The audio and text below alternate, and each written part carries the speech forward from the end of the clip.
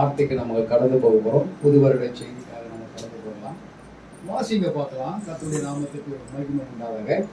உபாகமத்தின் புஸ்தகம் 31ஆம் அதிகாரம் 8வது வசனத்தை வாசிக்கும்போது, கர்த்தர் தாமே உனக்கு முன்பாக போகிறவர், கர்த்தர் தாமே உமக்கு முன்பாக போகிறவர், அவர் உன்னுடனே இருப்பார், அவர் உன்னுடனே இருப்பார், அவர் உன்னை விட்டு விலகுவதும் இல்லை, அவர் உன்னை விட்டு விலகுவதும் இல்லை, உன்னை கைவிடுவதும் இல்லை, உன்னை கைவிடுவதும் இல்லை. நீ பயப்படவும் கலங்கவும் வேண்டாம் என்றான். நீ பயப்படவும் கலங்கவும் வேண்டாம் என்றான்.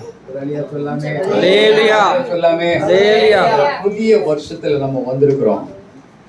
புது வருஷத்துக்குள்ள நம்ம பிரவேசித்திருக்கிறோம். 2021 முடிஞ்சிச்சு. 2021 முடிஞ்சிச்சு. இப்ப 2022ல நம்ம பிரவேசித்திருக்கிறோம். இந்த 2022ல அடி எடுத்து வைத்திருக்கிற நம்மளை பார்த்து ஆண்டவர் சொல்றாரு, நீ பயப்படவும் கலங்கவும் வேண்டாம். எதை குறிச்சும் பயப்பட வேண்டாம், எதை குறிச்சும் கலங்க வேண்டாம்.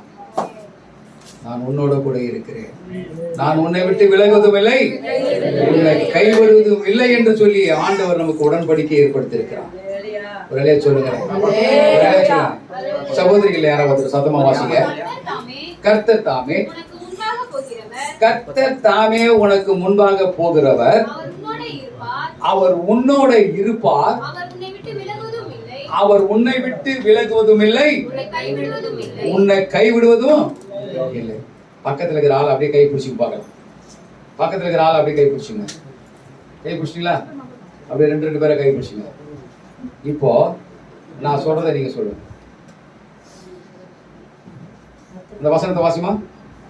கர்த்தர் தாமே உனக்கு முன்பாக போகிறவர், அவர் உன்னோட இருப்பார்,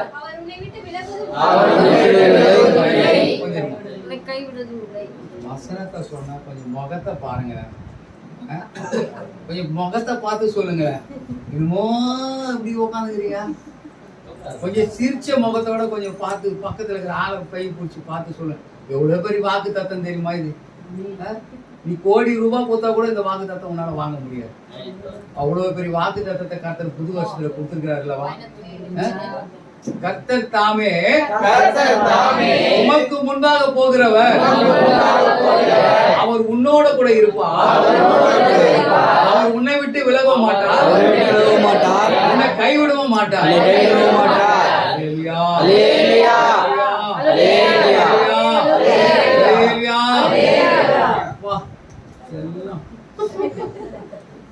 வார்த்தை சூப்பரா.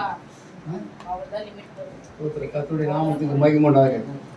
கேக்கு வெட்டதுனால பூஸ்ட் வந்த மாதிரி ஆகி போச்சு. சரி, இந்த வாக்கு தத்தங்களை ஒருத்தருக்கு ஒருத்தர் சொல்லி என்ன பண்ணோம்? யார் சொல்லுவது? சோதரர். கர்த்தருடைய நாமத்துக்கு மகிமை. சரி, இந்த பக்கம் சகோதரிகள் யாராவது சத்தமா வாசிங்க. கர்த்தர் தாமே உனக்கு முன்பாக போகிறவர், அவர் உன்னோட கூட இருப்பார், அவர் உன்னை விட்டு விலகுவதும் இல்லை, உன்னை கைவிடுவதும் இல்லை, நீ பயப்படவும் கலங்கவும் வேண்டாம் என்று என்றார். அல்லேலூயா. நீ பயப்படாதே. எந்த ஒரு காரியத்தை குறித்து இனிமே பயப்படாதே. பயம் உனக்குள்ள என்ன பண்ணக்கூடாது? வரக்கூடாது. பயம் உனக்குள்ள என்ன பண்ணக்கூடாது? வரக்கூடாது.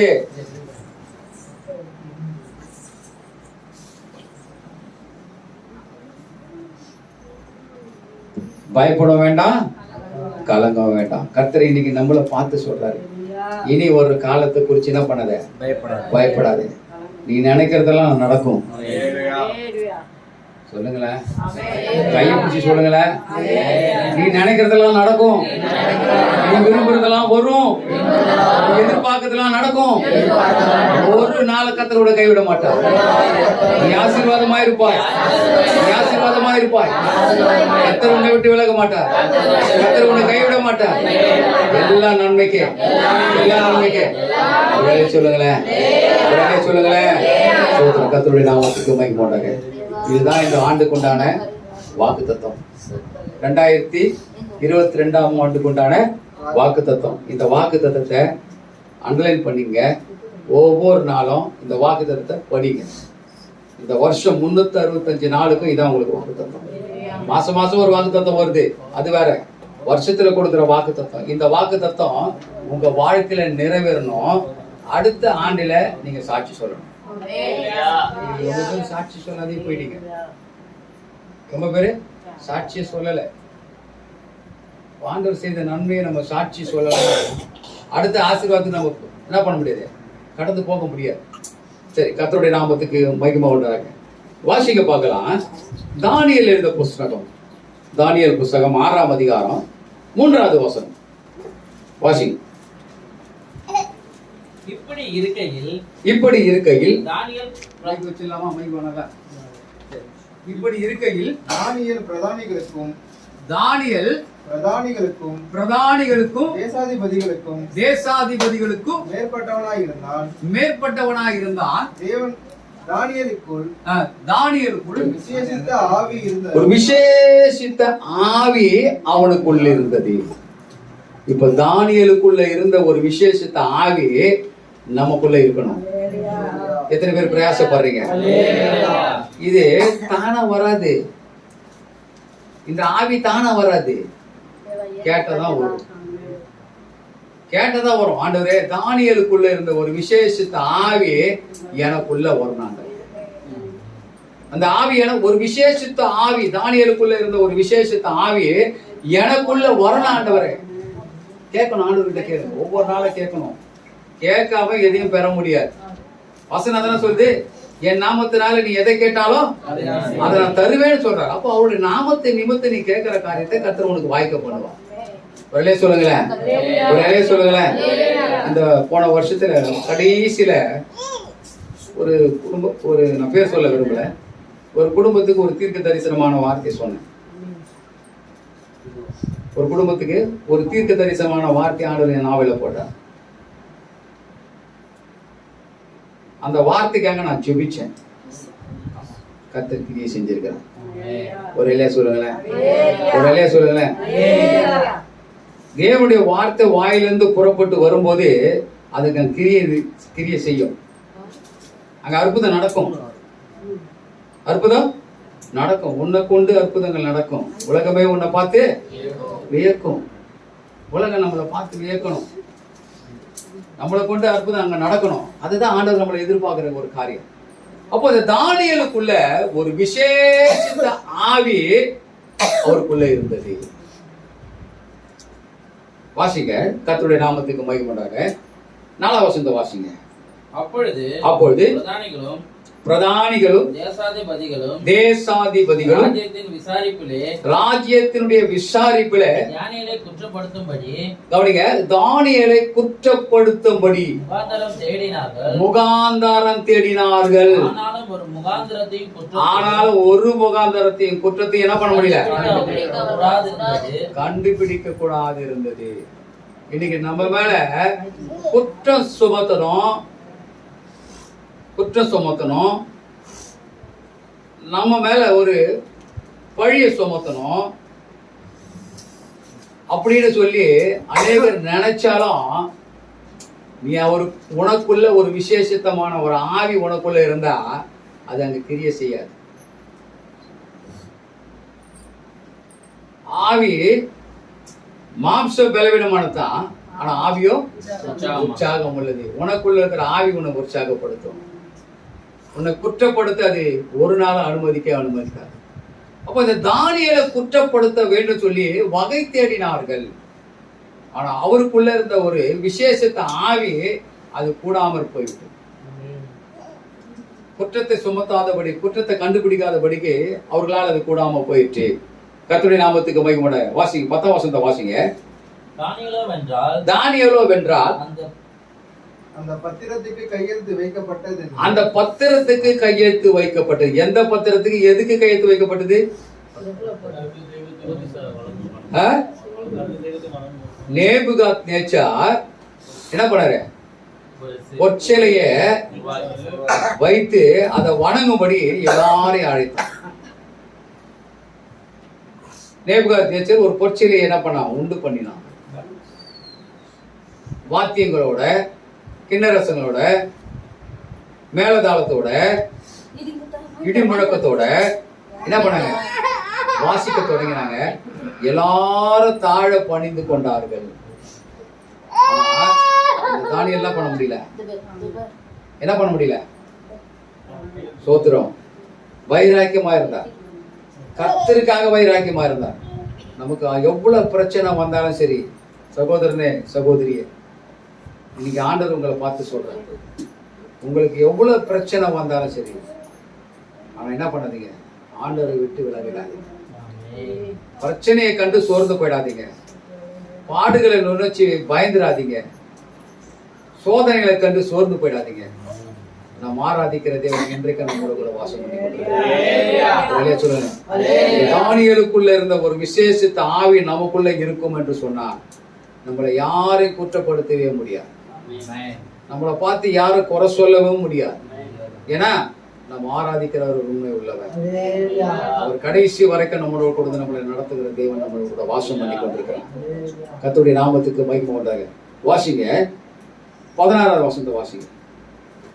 அப்பொழுது ராஜா கட்டளையிட அவர்கள் தானியேலை கொண்டு வந்து எல்லாரும் போய் சொல்றாங்க, ஐயா எல்லாரும் வந்து வணங்குறாங்கப்பா, ஆனா யார் வரல? தானியேல் மட்டும் வரல. அவர் என்ன பண்றாரு?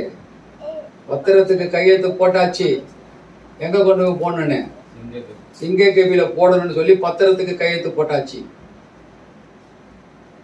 அப்போ இவர் என்ன பண்றாரு? இதுல இருந்து வெளியே வரணும், நம்ம தப்பிக்கணும். ரெண்டாவது ஆண்டுடைய நாமம் மகிமைப்படணும். பலகணிகள் திறந்திருக்கிற இடத்துல போய் என்ன பண்றாங்க? தேவனை நோக்கி கூப்பிட்டு கொண்டிருக்கிறார். ஒரே சொல்லுங்களேன், ஒரே சொல்லுங்களேன். கர்த்தர் மேல இருக்கிற வைராக்கியம், போட்டா போடு, கொல்றியா கொல்லிட்டு போ, ஆனா என்ன பண்ண மாட்டேன், நீ சொல்றத நான் செய்ய மாட்டேன். அந்த வைராக்கியம் நமக்குள்ள இருக்கணும்.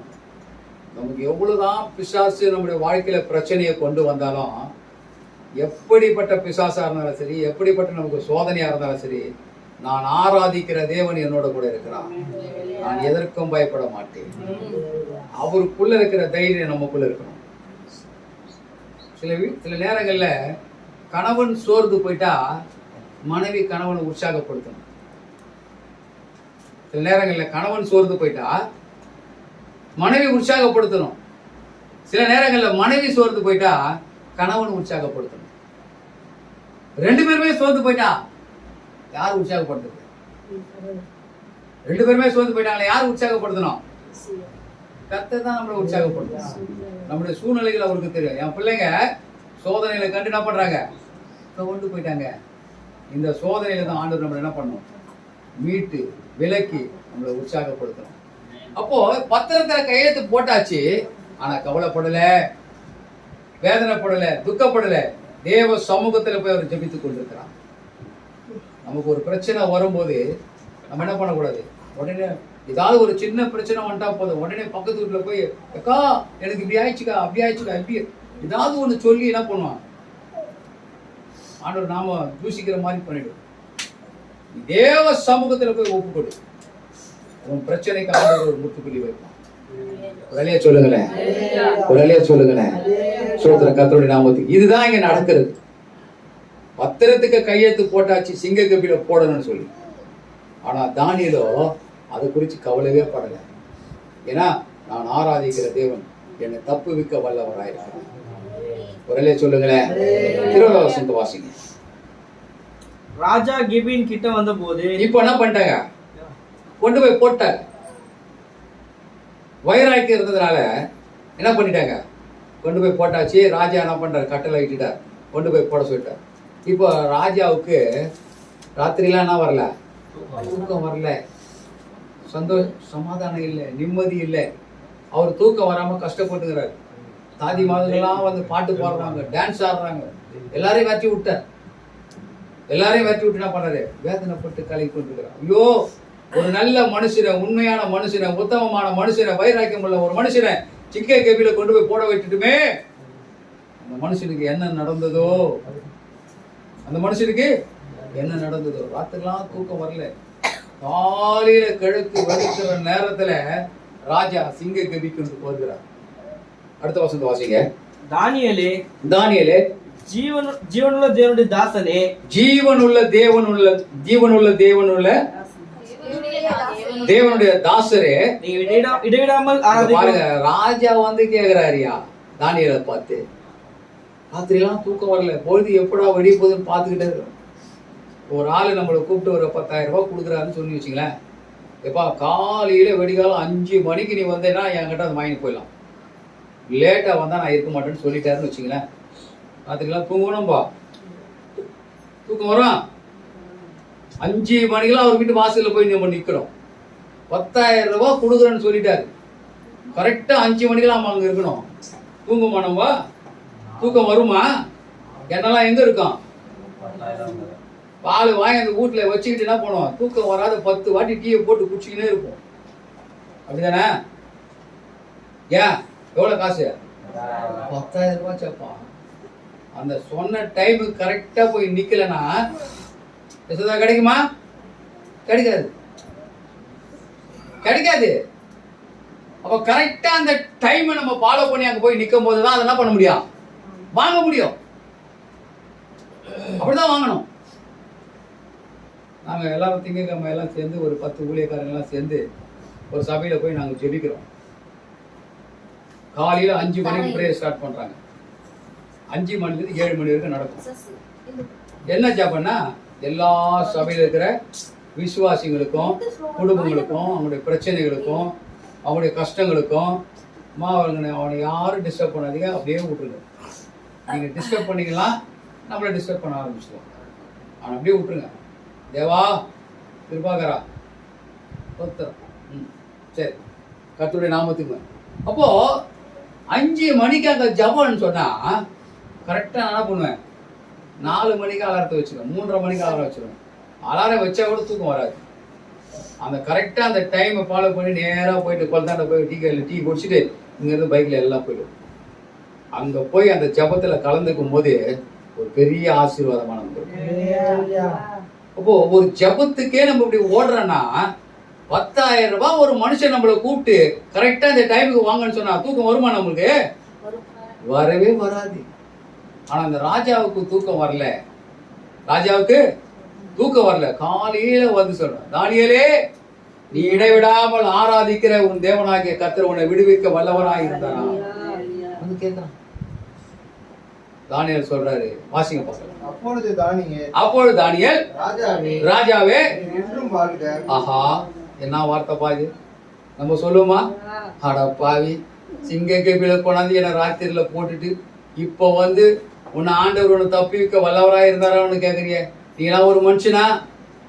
கேட்போமா கேட்க மாட்டோமா? கண்டிப்பா கேட்போம். ஆனா இங்க தானியேல் சொல்றாரு, ராஜாவே ராஜாவே நீ என்றும் வாழ்க. வாழ்த்துறான் பாருங்க. யாருக்கு அந்த மனசு வரும்? உனக்கு வருமா? எனக்கு வருமா? இல்ல இருக்கிறவங்க உட்கார்ந்தவங்களுக்கு வருமா?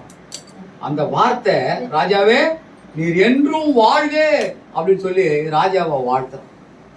கீழே வாசிங்க. இப்ப சொன்னா பாருங்க, சிங்கங்கள் என்னை சேதப்படுத்தாதபடிக்கு தேவன் தம்முடைய தூதனை அனுப்பி அவைகளுடைய வாயை என்ன பண்ணார்? ஆண்டவர் கட்டி போட்டார். நான் தான் ஜெபம் பண்ணுவேன். எப்படி ஜெபம் பண்ண தெரியுமா?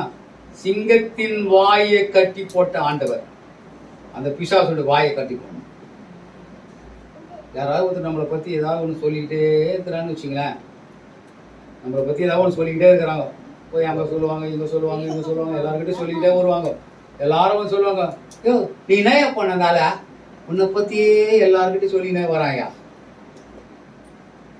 அவன் சொல்றானா இல்லையோ, கேட்குற வந்து முதல்ல நம்ம கிட்ட சொல்லுவான். அவனுக்கு உனக்கு 2 பேரும் என்ன பண்ணுவோம்? முட்டை விட்டு வேடிக்கை பார்ப்பேன். நான் என்ன தெரியுமா சொல்றேன்? சொன்னா சொல்லிட்டு போட்டையா, கத்திரவனா சொல்லிட்டேன். இவன் சொல்றான்னு இவன் பேச்சு கேட்டு அவங்ககிட்ட போய் சண்டை போட்டா பிசாசு நம்ம சண்டை போட்ட பார்த்துட்டு அது கொண்டாட்டமான பண்ணோம், சிரிச்சுட்டு போவோம். ஆண்டவர் நாம தூஷிக்க போறோம். மனுஷன் எதை விதைக்கிறானோ அதுதான் இருக்கும். ஏன் தெரியுமா? நீ என்ன சொல்றியோ அது உனக்கு நடக்கும். அப்படின்னு நல்லதை சொன்னா நல்லது நடக்கும், கெட்டதை சொன்னா உனக்கு கெட்டது தான் நடக்கும். ஆனா அவன் சொல்றான் பாருங்க, ராஜாவே நீர் என்றும் வாழ்க அப்படின்னு சொன்னவனே அவனுக்கு எப்படி இருக்கும்? அவன் மனசு எப்படி இருக்கும்? இன்னும் துக்கப்பட்டிருப்பான். ஐயோ, இப்படிப்பட்ட ஒரு நல்ல மனுஷனை என்ன பண்ணிட்டேன், சிங்கத்துக்கு இறையா கொண்டா போட்டுட்டேன் சொல்றான். தேவன் சிங்கங்களின் வாய்களை கட்டி போட்டான். உங்களுக்கு சொல்றேன், உங்க வீட்டுல கூட சரி, யாராவது ஒருத்தர் எதுனா உங்களை பத்தி குறை சொல்லி பேசினே இருக்கிறாங்களா, சண்டை போடாதீங்க. போய் இப்போ எங்கேயாவது ஒரு மூலையில போய் நின்றுட்டு சிங்கத்தின் வாயை கட்டி போட்ட ஆண்டவரே அந்த மனுஷனுடைய வாயை கட்டி போடுங்க. அதுதான் ஜபம் பண்ணி போச்சு. அதுதான் பண்ணி போச்சு ஜபம். சிங்கத்தின் வாயை கட்டி போட்ட ஆண்டவரே அந்த மனுஷனுடைய வாயை கட்டி போடுங்கப்பா. அவங்க கிட்ட போய் சண்டை போடாதீங்க, அவங்கள போய் என்ன பண்ணாதீங்க, குத்தாதீங்க. ஜபம் கிரியை செய்யும். ஜபம் கிரியை செய்யும். ஜபம் அங்க அற்புதத்தை கொண்டு வரும். தானியேல் தான் சொல்ற, சிங்கங்களை சேதப்படுத்தாதபடிக்கு சிங்கத்தினுடைய வாயை கர்த்தர் கட்டி போட்டான். ஒரு அலையா சொல்லலாமே. கர்த்தருடைய நாமத்துக்கு மகிமை. 21 வசனத்தை வாசிங்க. 21 வாசிங்க.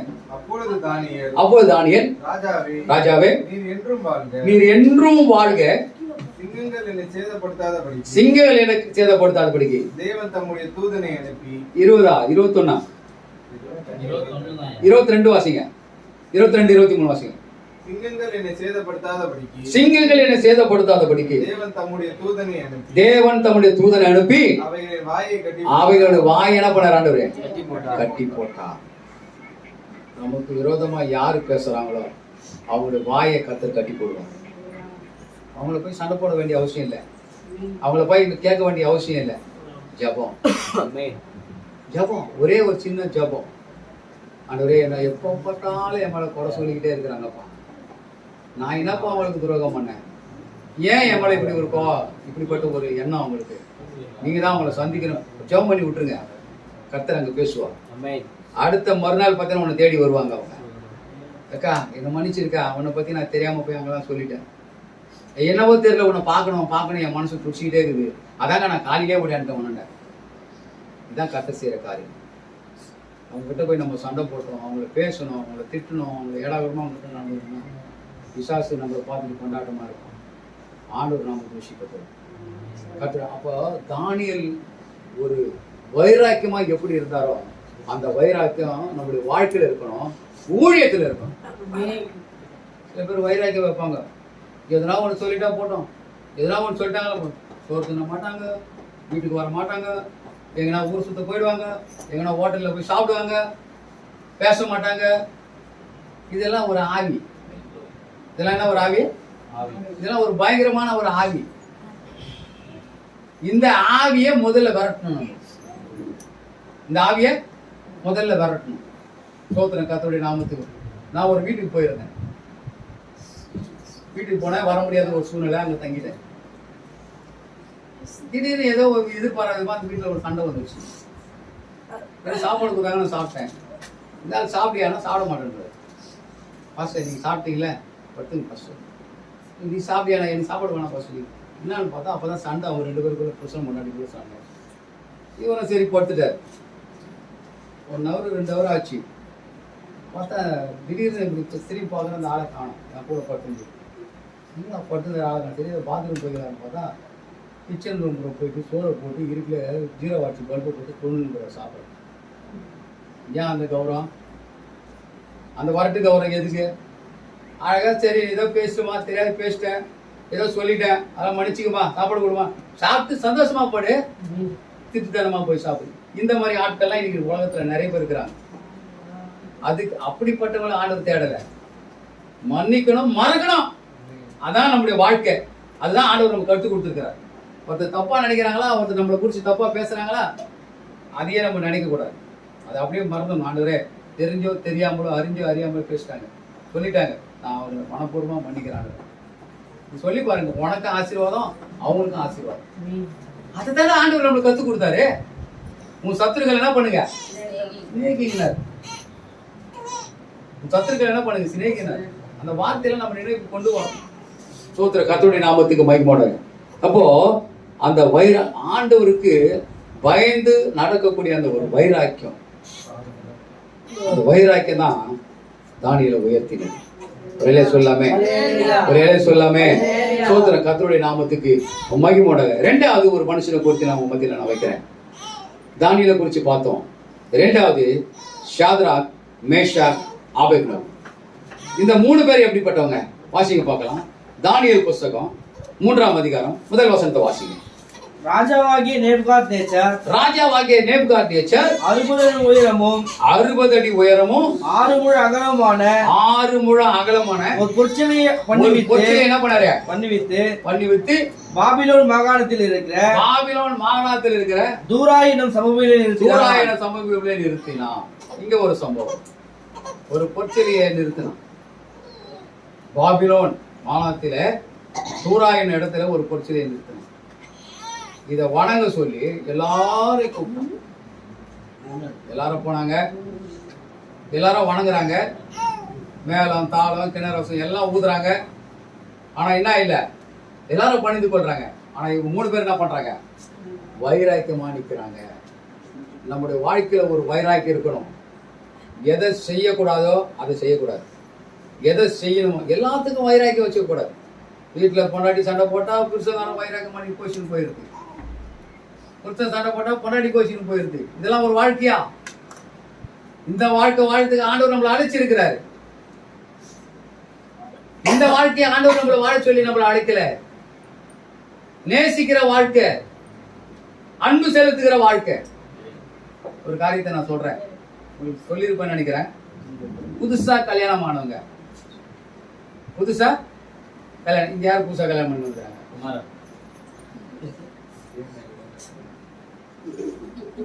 நான் கேட்டேன்,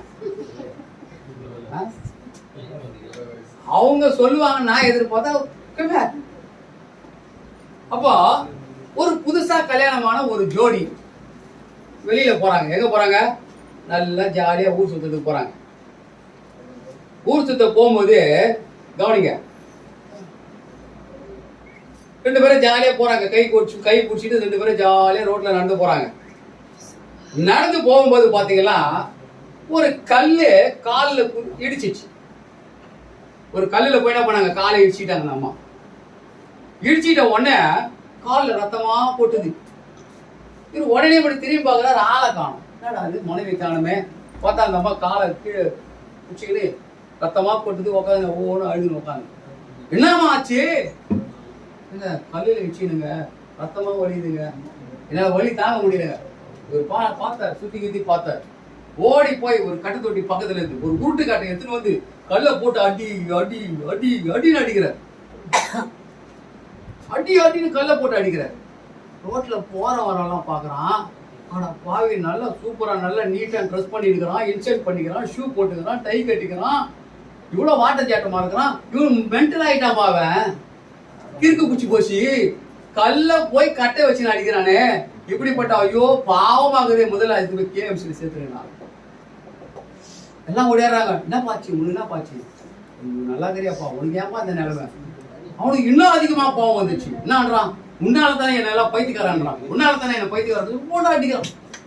மனைவி பார்த்தா, ஐயோ உண்மையிலேயே ஒரு பைத்தியக்காரனா தான் ஆயிட்டான்னு சொல்லிட்டு ஏக்கனா கெட்டு போறான்னு கிட்ட. கொஞ்ச நாள் கழிச்சு மறுபடியும் போறான். கொஞ்ச நாள் கழிச்சு போனாலும் ஒரு குட்டி பிறந்துச்சு. குட்டியை தோல் மேலே வச்சுன்னு போயின்னுக்கிறான். பின்னாடி வந்து நிற்கிறாங்க. மறுபடியும் அந்த மாதிரி ஒரு பிரச்சனைங்க. அவன் கேட்கறான், என்ன பண்ணிக்கிற? வரங்க நடக்க முடியல. சனியா உன்னை போய் கல்யாணம் பண்ணின்னு வந்த பாருங்க. என்னது? உன்னை போய் கல்யாணம் பண்ணின்னு வந்த பாரு. முதல்ல கல்யாணம் பண்ணும்போது எப்படி இருந்தது? எப்படி இருந்தது? 2 பேரும் எப்படி பேசிட்டு போறாங்க? என் அத்தான், என் பொத்தான், என் சொத்தான், மாமா, அத்தான் பேசிட்டு போறாங்க. கொஞ்ச நாள் ஆனதுக்கு அப்புறம் குட்டி பிறந்ததுன்னா வச்ச சனியை உள்ள போய் கல்யாணம் பண்ணிட்டு வந்த பாருங்க. அதுக்கப்புறம் போறான். இன்னொரு நாள் கொஞ்ச நாள் பொறுத்து கல்வி போறான். 2 குட்டி ஆயிடுச்சு. ஒன்னு கையில பிடிச்சின்னு போறான், ஒன்னு தோல் மேல வச்சுன்னு போறான். மனைவி வந்து இருக்குது, நடக்க முடியல. அதுக்குள்ள இப்படி ஆயிடுச்சு உடம்பு.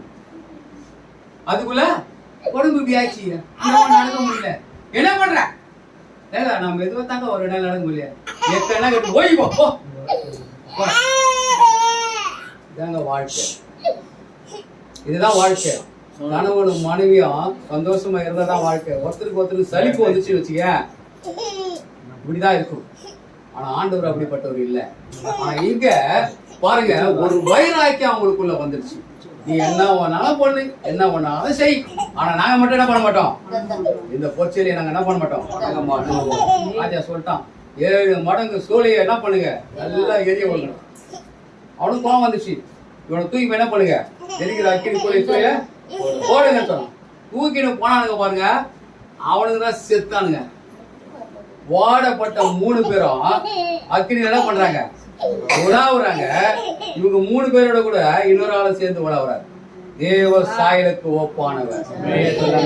கரங்களை தட்டி ஆண்டவர் நம்ம சொல்லுங்க. நீ அக்கினியில நடந்தாலும் நீ வேகாத இருப்பாய், நீ தண்ணீரில கடந்தாலும் அது உண்மையில போடலாம். ஏன்னா ஆராதிக்கிற தேவன் ஆராதிக்கிற தேவன் தப்பிக்க வல்லவராக. வைராக்கியம், கர்த்தர் மேல வைராக்கியம் இருக்கணும். எது மேல வைராக்கியம் இருக்குதோ இல்லையோ, ஆண்டவர் மேல வைராக்கியம் இருக்கணும். கர்த்தர் எனக்காக யாவையும் செய்து முடிப்பார் என்ற அந்த வைராக்கியம் எப்ப நம்முடைய வாழ்க்கையில வரதோ அன்னைக்குதான் நம்முடைய வாழ்க்கையில அற்புதம் நடக்கும். குடும்பத்துல பிரச்சனை இல்லாத குடும்பம் எதுவுமே இல்லை. பிரச்சனை இருக்கலாம், வாழ்க்கையே பிரச்சனை ஆயிடக்கூடாது. வாழ்க்கையே பிரச்சனை ஆயிடக்கூடாது. ஒருத்தருக்கு ஒருத்தர் மன தாழ்மை இருக்கணும்.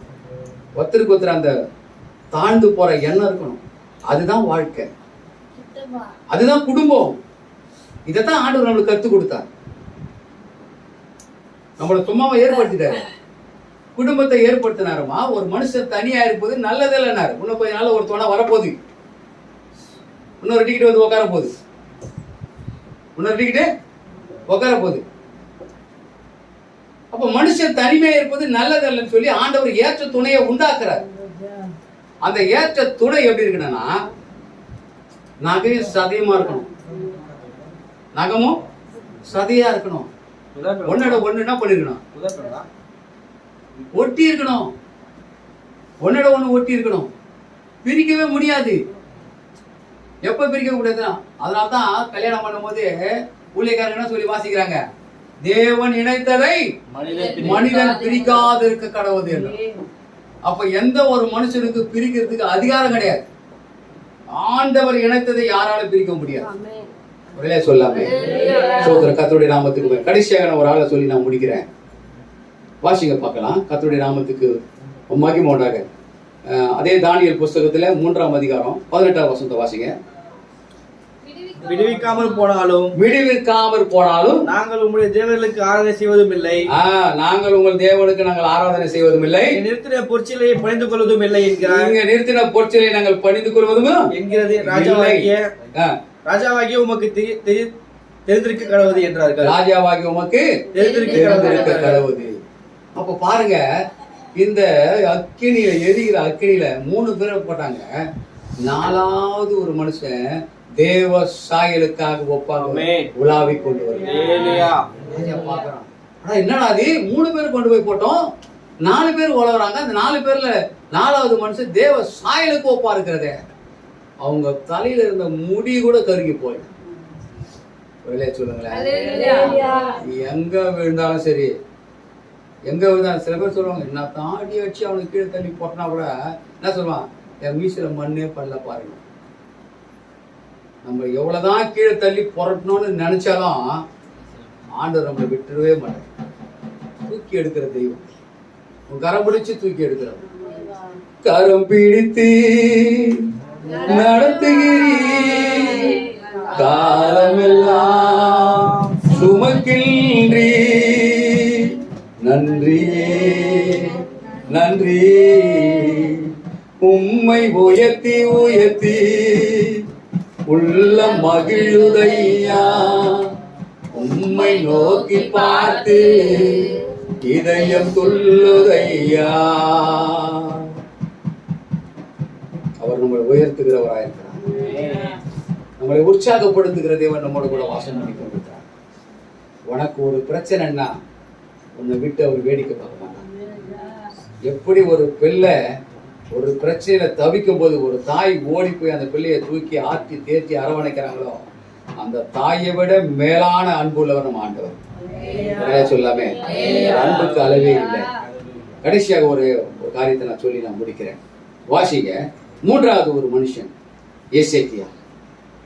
இந்த எசேக்கியாவோட வாழ்க்கையில நடந்த சம்பவத்தை நம்ம பார்க்கலாம். வாசிங்க பார்க்கலாம். ஏசாயாவின் புத்தகம் 38ஆம் அதிகாரம் 1வது வசனத்தை வாசிங்க.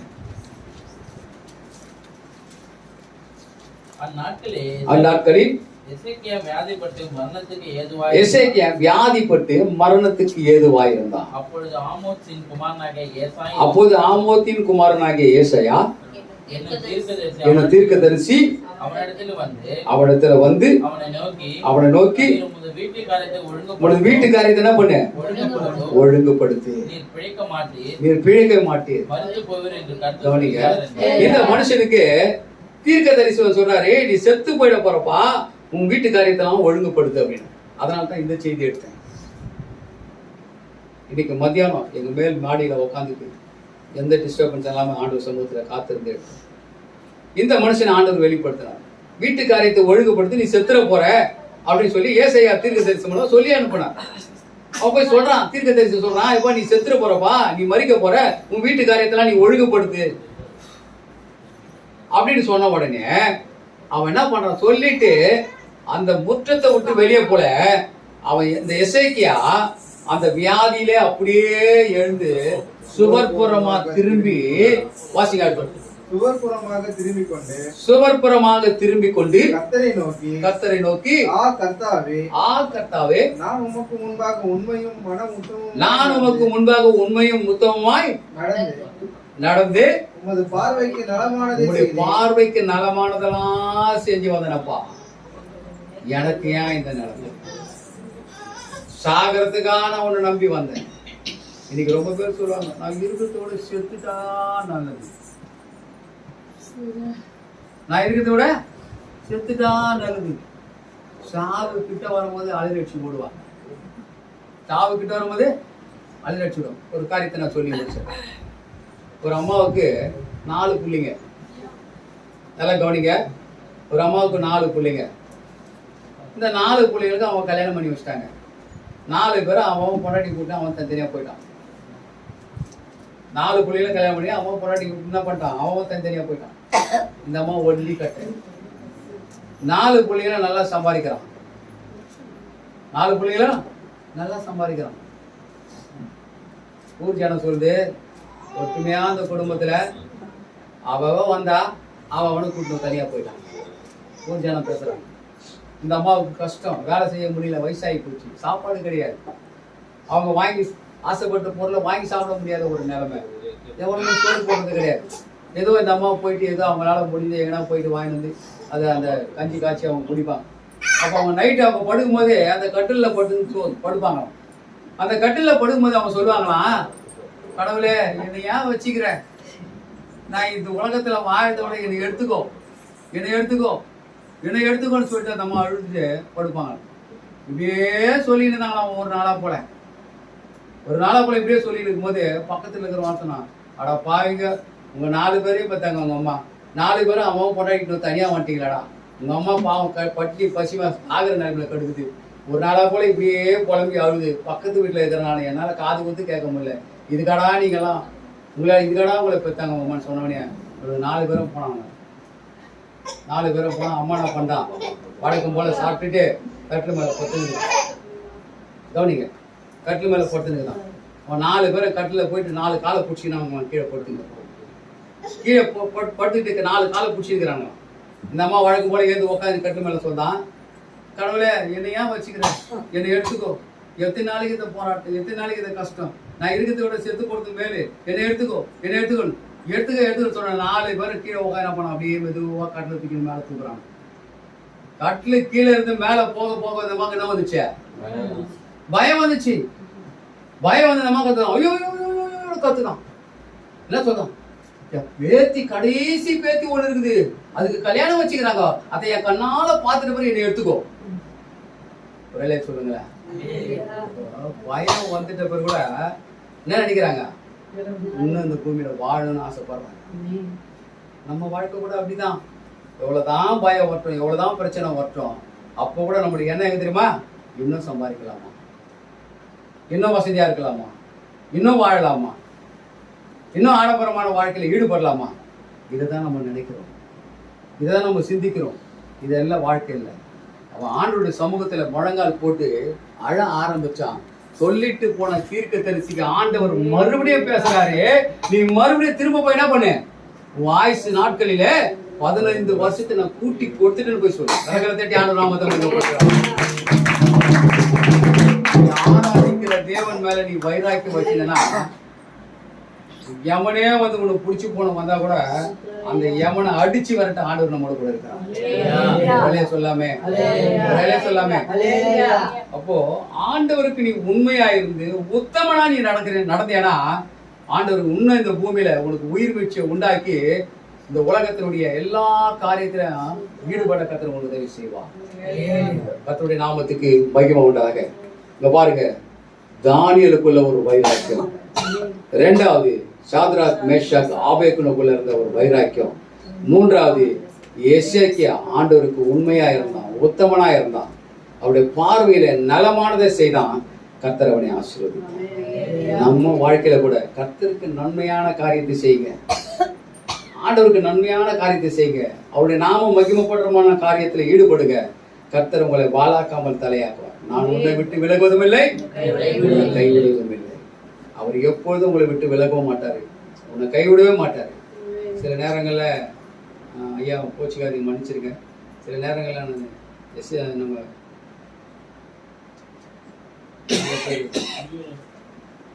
ஐயா சில நேரங்களில் அவர் நினைப்பேன், சில நேரங்களில் அவர் நினைப்பேன். ஒரு மனுஷன் தனிமையில வாழும்போது பார்த்தீங்கன்னா பலவிதமான சிந்தனைகள் வரும், பலவிதமான சிந்தனைகள் வரும். பிள்ளையை குறித்து சிந்தனை வரலாம், பேரனை குறித்து சிந்தனை வரலாம், மருமகளை குறித்து சிந்தனை வரலாம், உன்னை இருக்கிறத குறித்து சிந்தனை வரலாம். இந்த சிந்தனையில ஈடுபட ஈடுபட ஈடுபட அதுவே நம்மளுக்கு ஒரு பலவீனத்தை உண்டாக்கும். எல்லாத்தையும் மறந்து எல்லாரும் எங்க அப்பா பார்த்துக்குவாருன்ற அந்த வைராக்கியத்தில், அந்த விசுவாசத்துல நீங்க நின்று பாருங்க, அதுவே உங்களுக்கு ஒரு பெரிய மன தைரியம் தான். நமக்கு மன தைரியம் தான். யாரு இருக்கிறாங்களோ இல்லையோ அதை பத்தி கவலையே படாதீங்க. நீ ஆராதிக்கிற தேவன் உன்னோட கூட இருக்க. சில பேர் சொல்லணும் தனியா இருக்கிறானோ. நான் கேட்டேன், நான் ஒரு அம்மா கேட்டேன், பாஸ்டர் நான் தனியா இருக்கிறேன் பாஸ்டர் அப்படின்னா. ஏமா நீ ஏமா தனியா இருக்கிற, பொய் சொல்றாதுமா, ஏன் பொய் சொல்ற நீ? இல்ல பாஸ்டர் நான் இப்ப தனியா தான் இருக்கிறேன் பாஸ்டர், என் வீட்டுல யாரும் கிடையாது பாஸ்டர். ஏமா ஏசுனவர் கூட இருக்கிறாங்க இல்லையான்றேன். ஆமா அவர் இருக்கிறாரு, அப்புறம் ஏன் தனியாக இருக்கிற சொல்ற? நம்ம அவரை மறந்துடுறோம். சில நேரங்கள் அவர் நம்மளை மறந்ததுனால்தான் சில நேரத்தில் அவரு நம்மளை மறந்துடுறாரு. நம்ம எப்பவுமே சொல்ற வார்த்தை என்ன தெரியுமா? நம்ம எப்பவுமே சொல்ற வார்த்தை, எங்க அப்பா என் கூட இருக்கிறார், ஆராதிக்கிற தேவன் என் கூட இருக்கிறார். சில நேரத்தில் நாங்கள் எங்கன்னா வெளியே போடுறோம்மா குழந்தை வச்சு தனியா இருக்கோம். நான் நினைப்பேன் இங்க தனியா விட்டு வந்துட்டேன். அப்புறம் ஆவியா நான் சொல்றேன், எங்க தனியா இருக்கிறாரு, நீ வேணா தனியா இருக்க, நான் கூட இருக்கேன், என் மகளோட நான் இருக்கிறேன், கர்த்தர் பேசுவார். அதுதான் நம்ம ஆராதிக்கிற தேவன். ஒருத்தரையும் அவர் தனிமையில விட மாட்டார். தனிமையின் பாதையில் தகப்பனே உன் தோழி சுமந்ததை நான் மறப்பேனோ, சுமந்ததை நான் மறப்பேனோ. தனிமையின் பாதையில் தகப்பனே உன் தோழில் சுமந்ததை நான் மறப்பேனோ, சுமந்ததை நான் மறப்பேனோ. எத்தனை அன்பு எல் மேல், எத்தனை பாசம் எல் மேல், எத்தனை அன்பு எல் மேல், எத்தனை பாசம் எல் மேல். இதற்கு ஈடு என்ன தருவேன் நான், இதற்கு ஈடு என்ன தருவேன் நான். தனிமையின் பாதையில ஓடிக்கொண்டிருந்த நம்மளை ஒரு தகப்பனை போல் நம்மளை தேடி வந்து, ஒரு தாயை போல் நம்மளை ஆற்றி தேற்றி அரவணைத்த ஆண்டவருக்கு நம்ம நன்றி உள்ள ஒரு வாழ்க்கையை நம்ம வாழும்போது இந்த பூமியில கர்த்தர் நம்மளை எல்லா காரியத்திலும் நம்மளை மேன்மைப்படுத்த அவர் வல்லவராயிருக்கிறார். கர்த்தருடைய நாமம் மகிமைப்படுகிறது. ஆண்டவர் நாளில் நம்மளோட பேசின வார்த்தைகளுக்காக ஆண்டவருக்கு நன்றி சொல்லி கரங்களை தட்டி ஆண்டவர் நாமத்தை மகிமைப்படுத்துறாங்க.